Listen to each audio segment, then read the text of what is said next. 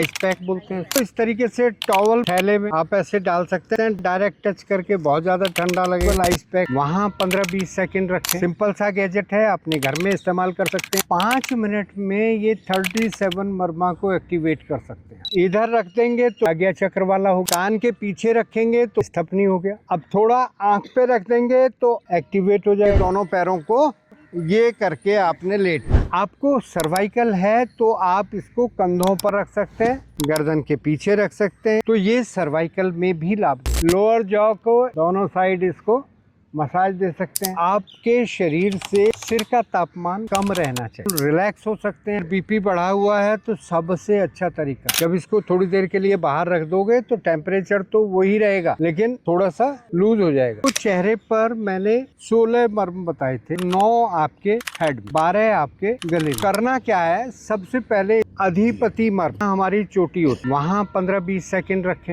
फिर गर्दन के पीछे क्रैकेटिका मर्म जो हेयर लाइन होती है वहाँ रखें। फिर यहाँ ऊपर की तरफ रखेंगे तो 5 सीमांत मर्म। पहले क्या हुआ, अधिपति, क्रैकेटिका और 5 सीमांत। ये 8 मर्मों को आपने 1 मिनट से कम सेकंड में भी एक्टिवेट कर लिया। अच्छा बनाने के लिए आप आइस पैक का इस्तेमाल कर सकते हैं। रिकॉल पावर बढ़ानी है, स्थपनी हो गया। अब थोड़ा आंख पे रख देंगे, ये आपके आज्ञा चक्र वाला हो गया। इधर रख देंगे तो शंख और उतक्षेप मर्म। ऐसे ही दूसरी साइड कान के पीछे रखेंगे तो विदुर मर्म एक्टिवेट हो जाएगा, और यहाँ रखेंगे तो फणा और शंगाटक दोनों हो जाएंगे। नोज के दोनों साइड 2 शंगाटक और हैं। कम समय में आप अपने चेहरे को अच्छा बना सकते हैं, ब्लड फ्लो को इम्प्रूव कर सकते हैं, काम कूल रिलैक्स हो सकते हैं। बीपी बढ़ा हुआ है तो सबसे अच्छा तरीका है, हाई बीपी में ज्यादा अच्छा काम है। गले पर जिसको थायराइड रहता है, ये आप अपने गले पर इसको रख के लेट जाएं, 2-4-5 मिनट देते हैं, वो एक्टिव होकर आपकी थायराइड को लाभ दे सकते। आइस पैक सबको होते हैं, या तो ऐसा तो कोई थैला ले लो, टॉवल में लपेट लो, कवर के साथ कर सकते हैं। सर्वाइकल है, कंधों पर रख सकते हैं, गर्दन के पीछे रख सकते हैं। एक टॉवल भिगाया, पहले गर्म रख लिया, हटा दिया, फिर ठंडा रख लिया। इसका पर्पज होता है कि बार बार टेम्परेचर की वेरिएशन से ब्लड का फ्लो उस ऑर्गन को ज्यादा तेजी से भागता है। अभी तो गर्म था जी, अभी ठंडा हो गया। लो हमें इंजरी हो गई, उस वक्त गर्म ठंडी सिकाई काम आ सकती है क्या? उस वक्त ठंडी ही करनी चाहिए, सिर्फ ठंडी ही, सिर्फ ठंडी। सर वो बोलते हैं कि सर जो ब्लड जम जाता है, कभी एक्सीडेंट हो गया या फिर कभी गिर गए तो वो ठंडी वाली रखने से वो ब्लड फट जाता है, वो क्या है सर? मैंने वही बताया ना, ये आपकी बॉडी का टेम्परेचर ये समझिए 36 डिग्री के आसपास रहता है, 0.2 0.4 कुछ भी, 36 डिग्री मान ले। अब चाहे आइस कर रहे हैं चाहे हॉट कर रहे हैं तो वहाँ का कुछ देर के लिए टेम्परेचर कम हो जाएगा या ज्यादा हो जाएगा, 36 से वेरी करेगा ना।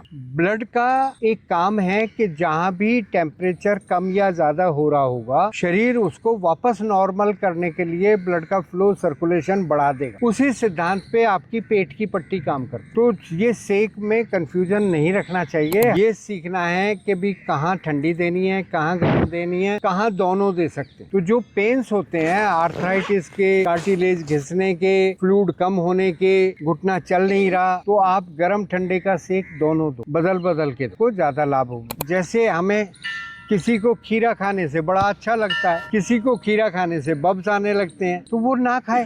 बोली क्या बोल रही थी?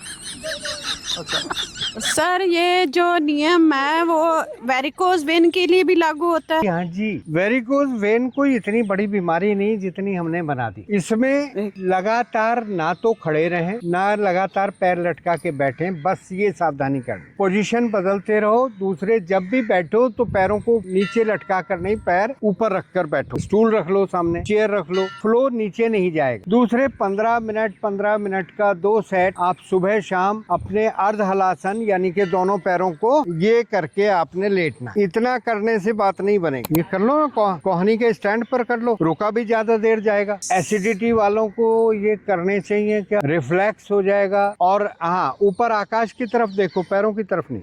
तो गर्दन की, तो हम उन्हें कहते हैं कि आप इतनी पोजीशन को यहाँ रख लें और बाकी को कर लें, यानी कि नीचे तकिया रख लें। सर, मैंने एक वीडियो देखी थी, उसमें था कि 4 मिनट गर्म पानी में पैर रखो और 1 मिनट ठंडे पानी में पैर रखो। वीडियो का टाइमिंग बढ़ाने के लिए आपको इतना बोलते हैं। ये टेक्निक है, वीडियो मैक्सिमम कब देखेंगे? लंबे समय तक खाली स्क्रॉल करते रहेंगे तो उस वीडियो वाले को आपका कोई फायदा नहीं, आप जब तक उसको पूरा देखोगे नहीं। ये तो हमने रॉबिन से सीखा है। लेकिन सर एक बात है सर, अभी ना ये रेगुलेटरी भी आ रही है कि जो लोग एजुकेटेड नहीं है, मतलब बहुत लोग ऐसे है ना कि कुछ भी बोल दे रहे हैं। हाँ। जैसे सर जी आप 46 वर्षों का अनुभव है, आप 46 वर्षों से डॉक्टर है, बहुत लोग है कि वो एजुकेटेड है ही नहीं, उस मामले में उनको पता ही नहीं है, वतीरे टाइप बोल रहे हैं, कुछ भी बोल रहे हैं। उनके लिए कानून लागू हो रहा है कि उनके सारे वीडियो डिलीट होंगे। अब हाँ, गवर्नमेंट उनका कर रहा है कि बहुत कड़ाई हो जाएगा कि नहीं कर सकते, तो ये बढ़िया चीज है। मुझे गवर्नमेंट ने सर्टिफाइड किया हुआ है मेरी डिग्री देख के। Government of NCT of Delhi, department of health and family welfare, Delhi भारतीय चिकित्सा परिषद, ये अब आप आइडेंटिटी है सुन रहे आपकी। हो? हाँ जी, 3 साल बाद आपसे मिल रही हूँ, आप इसी पार्क में करेंगे। हम लोग वहाँ करते हैं video. Government of NCT of Delhi, यहाँ से अथॉरिटी मिलती है सर को। हमारे कंटेंट ना गवर्नमेंट सर्टिफाइड हैं, हमें अलाउ किया हुआ है कि हम लोगों को हेल्थ के प्रति अवेयर कर सकते हैं। एक बंदे को एक दिन में कितनी वीडियोस देखनी चाहिए वो समझ ही नहीं आ रहा होता कि किसको फॉलो करना है किसको नहीं करना।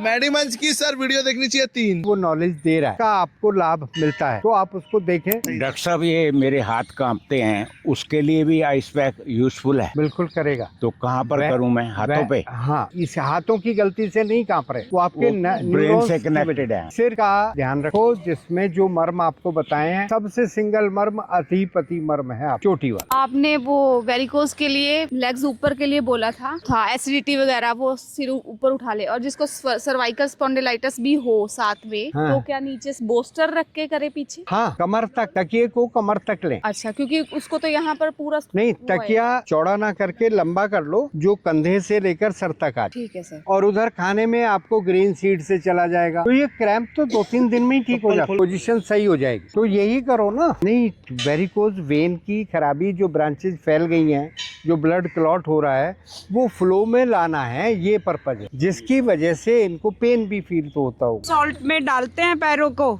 और फिर वो थोड़ा बहुत ना ये मूवमेंट कर लो और मालिश थोड़ी सी पैर करनी। जरूर लिफ्ट करो। तेल बनाइए सर वाला, तेल मंगा लिया, आप वही तेल किया, तभी चले इतने हाँ। बैठे हैं आ जाके। तेल का कमाल है और एप्सम सॉल्ट का कमाल है। मेरा तो बंद हो गया था अक्टूबर से ना, बिल्कुल बैठना नीचे। आपकी क्लास में फिर डाल देंगे उस वीडियो को, आप उसको बना सकते। सोते सोते काफ मसल्स में क्रैम्प्स पड़ जाते हैं। हाँ जी। कि ये डिहाइड्रेशन या मिनरल्स की डेफिशिएंसी या लैक ऑफ एक्सरसाइज है, तो इसको डेली रूटीन में हम अपना किस तरह से ठीक कर सकते हैं? इसमें तो एप्सम सॉल्ट का शेक बताता हूँ मैं, दूसरे जो ऑयल बताया वो लगाइए। एक 15 दिन कर लो, बस 15 दिन आप एप्सम सॉल्ट में रोज करो, उसके बाद ऑयल लगाओ और नीचे से ऊपर की ओर मसाज करो। जो तरीका है वो टुवर्ड्स हार्ट होना चाहिए, नीचे से ऊपर की, ऊपर से नीचे नहीं, नीचे से ऊपर। दूसरे, बहुत अच्छी डाइट के लिए आपको मैं बताता हूँ, आपने 250 ग्राम चना, 250 ग्राम वो बताए बादाम, अरे सब 100 ग्राम मखाना, 100 ग्राम पंपकिन सीड, इसको रोस्ट कर लो। भुने चने को तो रोस्ट करने की जरूरत, इन सबको पाउडर बना के रख लो। 2-2 चम्मच सुबह शाम दूध से, पानी से, दाल में, सब्जी में, दही में, किसी में भी डाल के। तो आप लोग भी ये चीज करो। मैडीमंच।